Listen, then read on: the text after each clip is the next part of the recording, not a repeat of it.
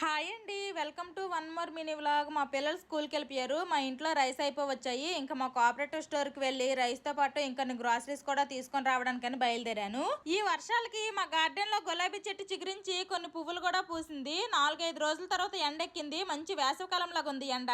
మా బావ ఉంటే కారులోనో బైక్ మీద వచ్చేవాళ్ళము. మా బావ ఊరు నుండి ఇంకా రాలేదు కాబట్టి నేను నడుచుకునే వచ్చేసాను.